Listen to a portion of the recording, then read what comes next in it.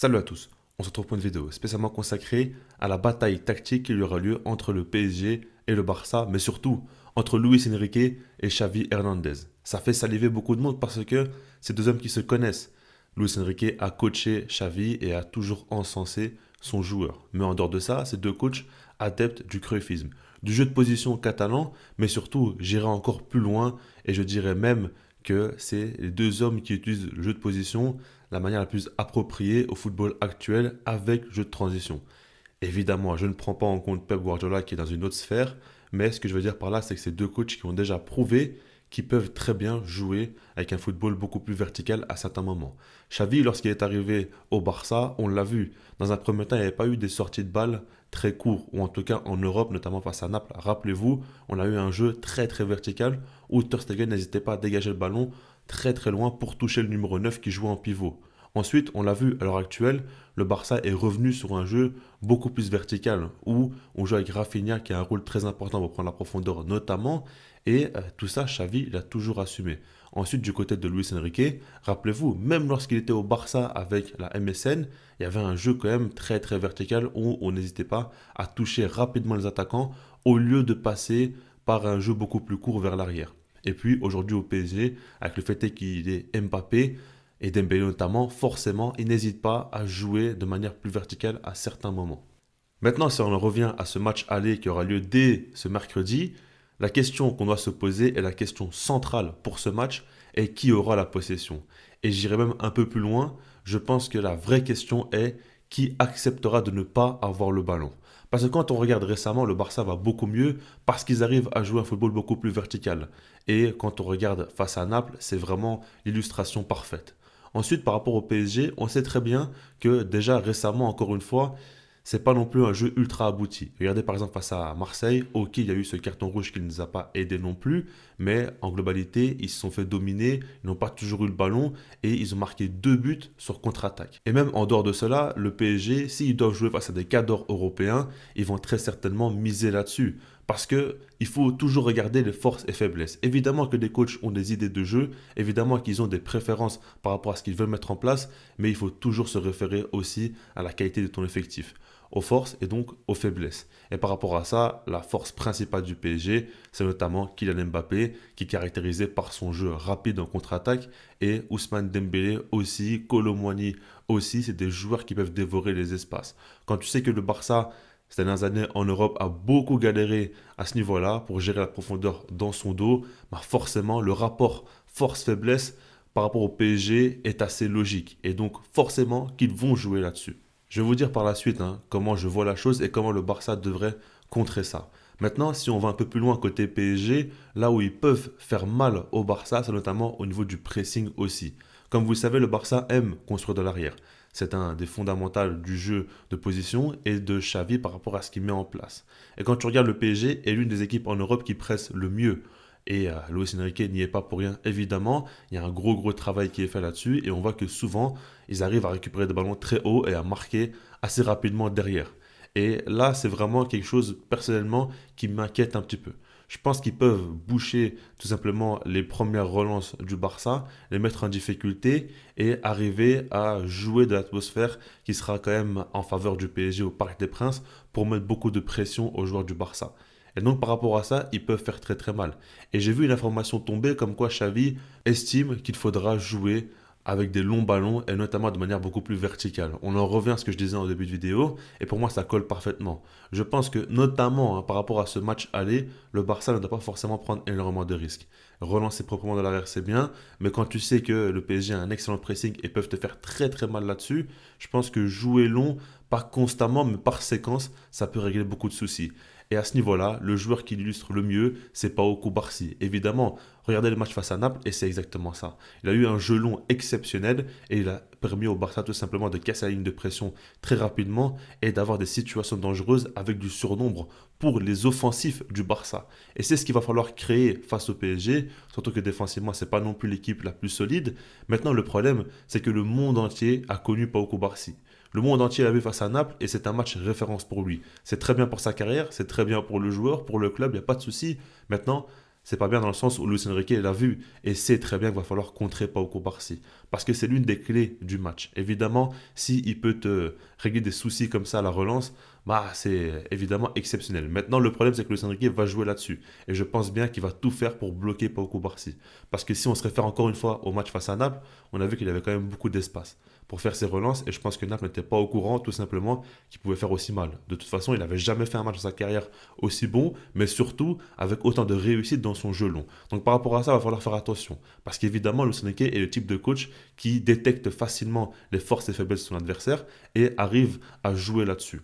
Maintenant, en plus de ça, ce qui est encore plus simple pour lui, c'est que c'est le Barça, le club qu'il suit depuis toujours et le club qui a des idées de jeu très très proches à la sienne. Je dirais même que Xavi est le coach qui ressemble le plus à Luis Enrique dans sa manière de jouer et dans son approche. Maintenant, si on parle des clés du match, il y a évidemment des duels qui seront très importants et qui vont faire la différence. Et là, je parle bien sûr de Mbappé face à Araujo. C'est ce que tout le monde visualise et c'est ce sur quoi tout le monde se base. Maintenant, il y a aussi Ousmane Dembélé qui va jouer et ça va être important de voir comment il sera donc face à son ancien club, le Barça, et est-ce qu'il pourra vraiment faire mal ou non. Maintenant, moi, ce que j'aimerais dire, c'est qu'il faut prendre plusieurs choses en compte. Comment Mbappé et Dembélé vont jouer face au Barça? Quand on regarde sur les dernières semaines, Mbappé joue dans ce rôle de demi-espace gauche et varie quelquefois sur l'aile gauche. Donc ça, c'est déjà intéressant parce que si jamais il joue sur l'aile gauche, est-ce que Xavi va mettre Araujo dans ce poste de latéral droit comme face au Real Madrid, il l'a fait déjà très souvent, ou il va garder Jules Koundé? Et si jamais il joue dans l'axe, est-ce que Koundé sera dans l'axe ou plutôt Araujo? Vous avez compris dans l'idée, c'est ce qu'on se demande. Maintenant, si Mbappé varie entre ce poste d'aile gauche et de demi-espace gauche, comment on fait? Et tout ça, c'est des questions qu'il faut se poser. Est-ce qu'il faut tenir Mbappé dans un rôle de marquage individuel ou non? Pour moi, la réponse est non. Je m'explique. Si maintenant Araujo est au marquage sur Mbappé, je suis totalement serein. Maintenant, si Mbappé varie entre les positions et c'est un coup Koundé, un coup Mbappé, là c'est plus la même chose. Je suis d'accord. Maintenant, le truc c'est que pour moi, il faut s'appuyer sur les forces en présence du Barça. Aujourd'hui, la charnière Araujo-Pau Cubarsí a beaucoup aidé le club à encaisser beaucoup moins de buts. Alors qu'en première partie de saison, c'était vraiment un très gros problème. Donc, il faut s'appuyer sur les forces, sur ce qui a marché et ne pas déséquilibrer l'équilibre qui a été trouvé. Ensuite, Jules Koundé, on voit qu'il monte en puissance dans ce poste de latéral droit. Alors évidemment, en un contre un face à un joueur comme Mbappé, bon, je me dis que c'est pas non plus le top et je suis pas totalement serein, mais il faut pas non plus briser sa confiance et le faire encore une fois perdre ses repères alors qu'enfin il commence à trouver une bonne dynamique. Donc par rapport à tout ça, je resterai là-dessus. Surtout qu'Mbappé en soi, qui joue sur l'aile gauche, dans le demi-espace, on sait très bien que c'est un joueur qui est attiré par le but, par la surface, et on sait très bien comment il va terminer ses actions, donc le plus proche possible du but, mais dans l'axe. Donc par rapport à ça, Araujo doit rester dans cette zone qui est très dangereuse, et c'est là où je l'attends. Maintenant par rapport à Dembélé, cette dernière semaine, il joue dans un poste reculé, de numéro 10, où il est derrière les deux attaquants. Je dirais plutôt qu'il est dans le demi-espace gauche aussi par moment, quand Mbappé se décale, ou dans le demi-espace droit. Mais on voit aussi pas mal de séquences où il y a deux attaquants, donc par exemple Mbappé et Kolo Muani, et on voit derrière Dembélé qui joue à cette position-là très axiale. Et pour moi, s'il joue comme ça face au Barça, c'est une très bonne nouvelle. Parce que ce que je me dis, c'est que Dembélé pourrait vraiment faire mal en tant qu'ailier droit face à Joao Cancelo, qui est un joueur qui monte beaucoup, qui laisse beaucoup d'espace dans son dos et qui force Pau Cubarsí à faire pas mal de couverture avec le milieu central gauche du double pivot. Et à ce niveau-là, Dembélé va avoir des espaces, va avoir des moments où il sera en 1 contre 1 et va très certainement faire mal. Après, on sait très bien que la finition et sa qualité de passe dans les derniers tiers n'est pas toujours idéale, mais dans tous les cas, il va créer du danger. Alors que s'il joue dans l'axe, il y aura certainement Andreas Christensen, Araujo, Pau Cubarsí, et ça sera beaucoup plus simple à le contenir. Donc par rapport à ça, j'attends de voir. Mais je pense que Luis Enrique va le mettre au poste d'ailier droit parce qu'il a bien compris que c'est la zone où le Barça subit quand même pas mal de dangers. Comme je vous l'ai dit, Cancelo a vraiment un rôle très important offensivement, donc il laisse beaucoup d'espace et après la couverture n'est pas non plus toujours faite idéalement. Et ça, c'est vraiment une question très importante à se poser. Pour moi, le Barça doit vraiment y réfléchir. Il faut que Xavi se prépare à affronter Dembélé qui connaît très bien dans ce rôle d'ailier droit comme dans l'axe. Il faut préparer tous les scénarios et quand tu as vu que lors du dernier match, il y a eu 10 jours de repos avant le choc face au PSG, j'espère bien qu'il s'est bien préparé. Et j'espère bien aussi qu'il se prépare à une chose, c'est le fait est que Luis Enrique pourrait préparer plusieurs plans. Pourrait se dire que le plan A c'est que Dembélé, par exemple, joue dans l'axe et le plan B, c'est qu'il joue sur l'aile. C'est fortement probable que si jamais ça ne marche pas au niveau de la première période, il va changer ça dès la mi-temps. Donc le Barça doit aussi se préparer à s'adapter assez rapidement et avoir plus qu'un plan A.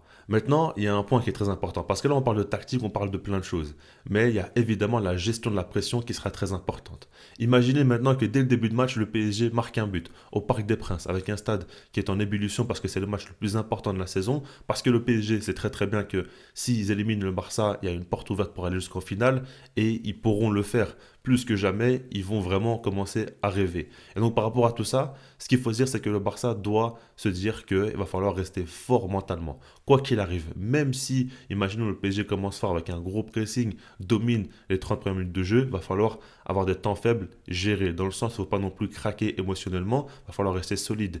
Et tout ça, c'est pas anodin. Parce que quand on regarde le Barça en Europe ces derniers temps, souvent, ça a été la gestion des temps forts et des temps faibles qui a coûté cher au Barça. Regardez par exemple le match face au Bayern à l'Allianz Arena. Tu fais une première mi-temps exceptionnelle où vraiment tu domines cette équipe du Bayern, tu te crées beaucoup de grosses situations, mais tu ne marques pas. Et en seconde période, il suffit d'un quart d'heure de folie du Bayern dès le début avec une adaptation tactique de Julian Nagelsmann pour dominer le Barça et surtout pour marquer 2 buts directement. Et à ce moment-là, le match est plié. Il ne faut surtout pas revivre ça encore et encore. Donc par rapport à tout ça, la gestion de la pression et savoir gérer les temps forts et les temps faibles sera très importante.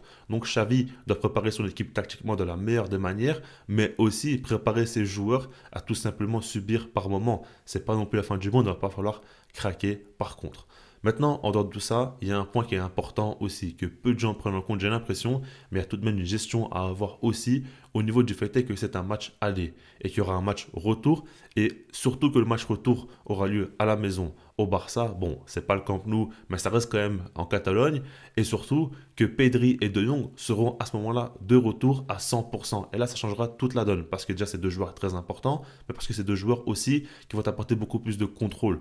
Moi, je pars du principe où aujourd'hui, Pedri et De Jong pourront jouer quelques minutes, mais ne seront pas forcément à 100%, ça on le sait. Et donc, je me dis que dans cette gestion aller-retour, c'est mieux de commencer donc cette confrontation en acceptant que le PSG domine et le ballon, tenter de les faire mal en transition, comme ça a été le cas notamment face à Naples, face aussi à l'Atlético Madrid, jouer vraiment sur les forces en présence lors des dernières semaines, miser un maximum là-dessus, pour qu'au match retour, quand tu récupères Pedri et De Jong normalement à 100% ou en tout cas presque, ah ben à ce moment-là, tu domines le PSG. Là, tu imposes ton football, tu leur mets un gros pressing en place, tu t'appuies de l'aide du public, évidemment, qui joue beaucoup dans ce genre de match-là, et tu essayes vraiment, à ce moment-là, d'être, on va dire, l'acteur principal du match, en dominant, en prenant les risques qu'Mbappé prenne en profondeur, parce qu'à ce moment-là, il n'y aura plus grand-chose à perdre, et parce que la qualification est trop importante pour le Barça et ferait énormément de bien à ce club. Donc c'est comme ça que je vois la chose. J'espère que vous aurez apprécié mon point de vue par rapport à tous ces points-là. Je ferai d'autres vidéos par rapport à ma compo, aussi par rapport à un avant-match, parce que ça n'en est pas un dans cette vidéo-là,